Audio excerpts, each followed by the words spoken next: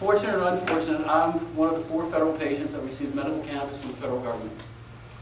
And age 10, it wasn't an injury playing softball, hardball. I was playing shortstop, age 10 years old. I hit the go-ahead run-in the top of the 6th inning. Bottom of the 6th inning, the first 2 guys got up, they hit out. Third guy got up, got a triple. Next guy got up, gets up, and that's a tying run. And he hits the ground to be a shortstop. I field the ball, I throw to first baseman catches it, we win the game. So, 10 years old, you want to take your glove and you want to throw it up in the air, yay, we win. Okay, so I go to do this and my arm is totally paralyzed. Now I just threw the guy out of first base. And I go and this arm is not hurting, but it's totally paralyzed. The fright that came over me. My parents came running out, the coach came running out and said, what's wrong? I said, I can't move my right arm. The hospital's across the street. So how long did it take them to get me in a car and get me to the car street to the emergency room? A minute and a half, 2 minutes? We get out of the car, my arm is fine. No problems at all. Ridiculous. We went in, took an x-ray. The radiologist says, when you were a baby, you broke your wrist when you were young. It's a jagged bone sticking out from it healed wrong, and the nerve got twisted around it, and that's why it went paralyzed. And eased up, and that's why you're fine. Don't worry about it. So went home that night, had dinner, and my mother, who used to work for my great uncle, who was head of pediatrics at Johns Hopkins, she worked several summers for him, said, you know, he would have known if he broke his wrist when he was a baby. So it would have been some discomfort, we would have realized it. So she took me to the orthopedic surgeon the next day, and that's when they discovered these bumps all over my body. It was a very rare disorder. The doctor said what it was called, multiple congenital cartilaginous exostosis. Now, that was a mouthful, especially for a 10-year-old who was perfectly healthy. They came home, and the doctor said it's a very rare disease, and he's got one of the worst cases I've ever heard about, and you need to get him to a research center. That afternoon or evening, we called my great-uncle, who was, again, head of pediatrics at Johns Hopkins. We called my great-uncle, who taught pediatrics at Yale. We called my sister, who was head of nuclear medicine at Duke. And we told him the diagnosis, and they said they checked, the center was Boston Children's Hospital. So at age 10, 2 days later, I'm at Boston Children's Hospital in front of the top physicians in the country for this disorder. They started explaining to me how bad this disorder is. And remember now, I'm a healthy 10-year-old child who only had one problem. I couldn't throw a ball for a minute or two. Okay, they're telling me that I'm going to have all these devastating surgeries, and that there's a good chance I may not outlive my teenage years. But hopefully with their help, and they're making me understand that I would make all the decisions, and I would be the one to decide.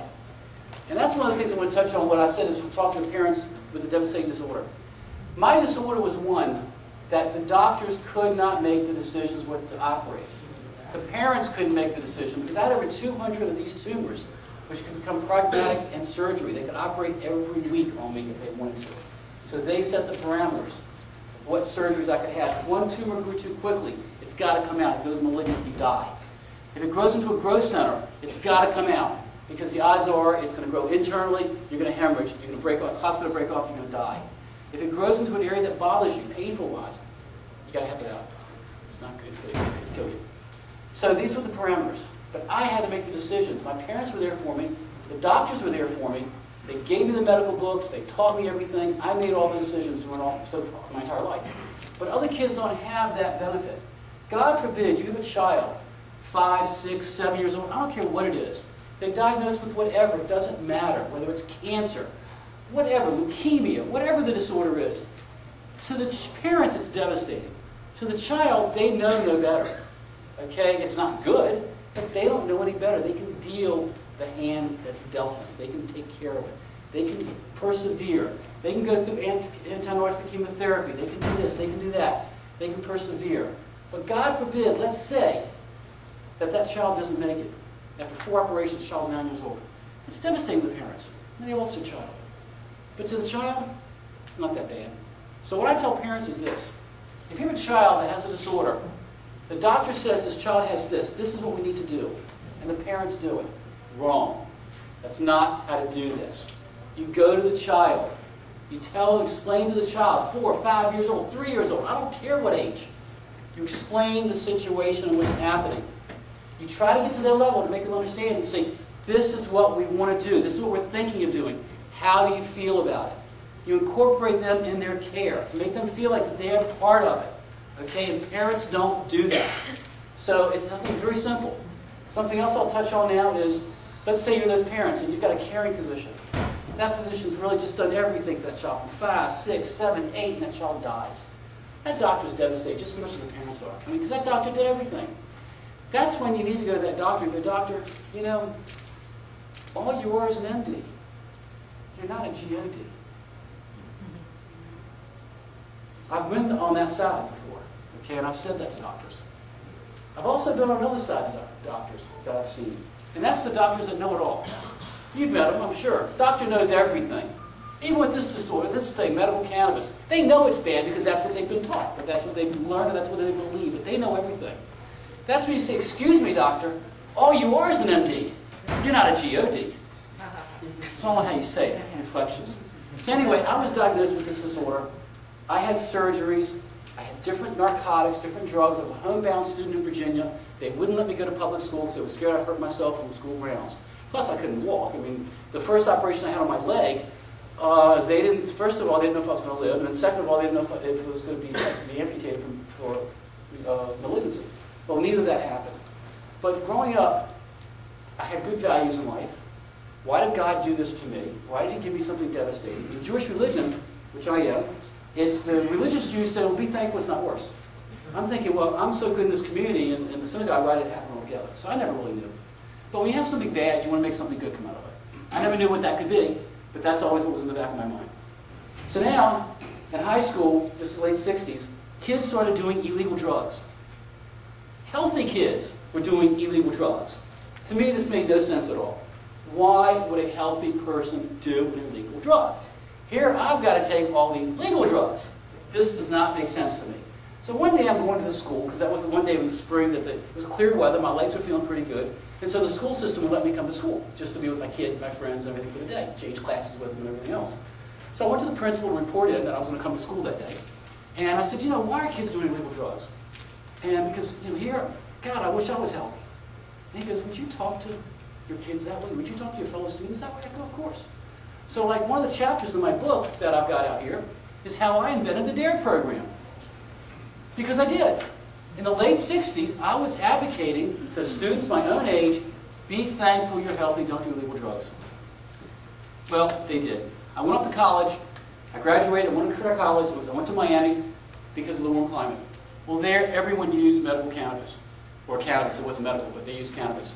Or marijuana at that then. And I wasn't going to do that. I was I was a non-healthy person, but I was doing well. I had survived. I was taking all these narcotics and drugs, but I wasn't going to use a legal drug. Well, I was exposed to it, to give in to peer pressure to make friends. You all know the story. I learned all of a sudden that it didn't get me high, it didn't get me euphoric effect. About the 10th time I did it, I sat and played a game of chess. It was the first time in 5 years I'd sat for more than 10 minutes. I hadn't taken any narcotics, morphine, Quaalude, Valium. I had all the prescriptions. The only thing I did was smoke this garbage, marijuana. So that made me think, you know, was there any medical benefit to this marijuana? We all know, make a long story short, I took 10 years. It took me 10 years. But I took on the federal government. When I was convinced in Miami that cannabis worked for me, that medical work was cannabis, that cannabis was legal in this country from 1860 to 1937. Manufactured by Merck, Eli Lilly, all the major pharmaceutical companies, mostly in tincture form, used for myriad disorders, but prevalent for muscle relaxant, anti-inflammatory for pain. And I said, voila, that's what it's doing for me, and I'm not getting the euphoric effect. Plus, it seems to be enhancing the Dilaudid, the Quaalude, and the other medicines I'm taking. I don't seem to need to take as much, and they work better. So when I convinced myself of that, I said, I have to have it. I'm not a criminal. I'm a patient. And my doctors, of course, and my family said, well, you know it's illegal. I said, if I stay down here in Miami, I'm going to be arrested. I know it, because I'm going to use this. So I went back to Virginia, my home state. Give me liberty, give me death. Patrick Henry. You can do something in Virginia you can't do in other states, like kind of like here in my town. It's a different type of state. And I was able to persevere. I got the state law changed in Virginia. I got the Governor Dalton to sign it in �79. Had the state crime commission behind me. Had the state police behind me. And why did I have all this behind me? University of Virginia Law School, my congressman. Because I did it the right way. And what did the head of the state police when I went public? I thought they were going to arrest me. The day I went public for public hearings, I went public because I had to. The head of the narcotics from Virginia Beach, Virginia, said that if we have marijuana prescriptions, then we'll have more illegal prescriptions. And his job was to stop illegal prescriptions. So one of the state senators said, so what would be your answer? He said, my answer is to close all the pharmacies. If you close all the pharmacies, there'll be no more illegal prescriptions. Makes sense? Yeah. So that's when I decided I had to speak. So what I point out to them is we have a problem with obesity in this country. Big problem with obesity. But we're not advocating closing the supermarkets and the restaurants to cure it. So therefore, you cannot close the pharmacies. I need this. And when I finished speaking, the head of the Crown Commission, the head of state police, came over to me, sat down beside me, and I admitted to having marijuana.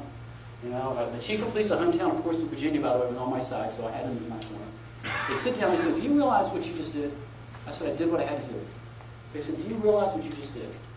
I said, "Look, I've been on a stretcher, being wheeled in surgery, not knowing if I'm going to live. That's bad." I said, "What I just did, I had to do." They said, "You really don't have any idea." I go, "Look, if you're going to arrest me, arrest me." They arrest you. We're here to help you. We're here to stop crime. Okay? We're here to stop criminals. We don't want to hurt patients. We're here to help you. What can we do? So even in 1979, people knew it. And here we are today, all these years later. And what have we accomplished? Well, in a way, we've accomplished a lot. I mean, Bob Randall and I started this. We started in '78, by the way, was when the Compassionate Care Protocol started. And I became in '82, so it's been 28 years. And what have we started? I'm looking out and seeing patients. Okay, that's what we started. That's what we built. That's what we've grown to. Okay, and I'm very proud of what we've done. We planted the seeds when back in the '70s and early '80s, there was no knowledge of medical cannabis. I mean, we thought we were the only two people in the country that knew about this. Okay, we were the only two public ones.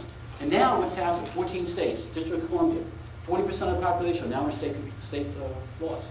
That's great, but we're not there yet. Now, why am I here in Montana? I mean, I don't just travel to any state. It's hard for me.